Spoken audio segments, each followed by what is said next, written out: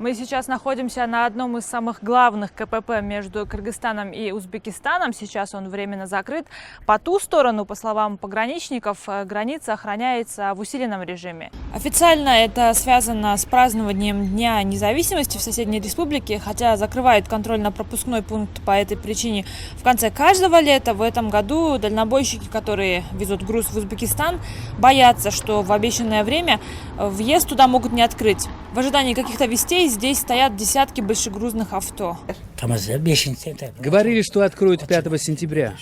Зато своих граждан узбекские военные впускают без всяких препятствий. Особый режим также не распространяется на кыргызстанцев, которые остались там. Нам удалось поговорить с некоторыми из тех, кто только что вернулся с Узбекистана, но большинство из них говорят, что якобы ничего не знают о госпитализации Ислама Каримова.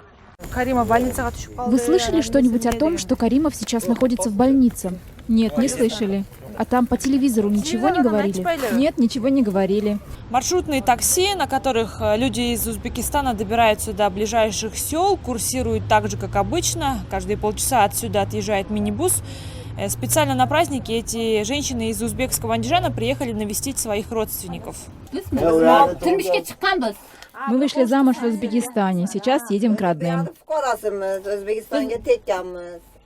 Ничего о возможной смерти узбекского президента женщины, по их словам, не слышали. Говорят, что в Узбекистане это сейчас не обсуждают.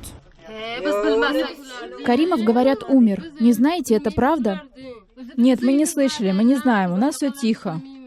Этнические узбеки, которые живут в нейтральной зоне прямо на границе двух стран, считают, что вести о возможной смерти Ислама Каримова просто слухи. Каждый август-сентябрь ходят такие слухи о том, что он болеет. Это уже традиция, но, конечно, пусть он живет, потому что он держит границу.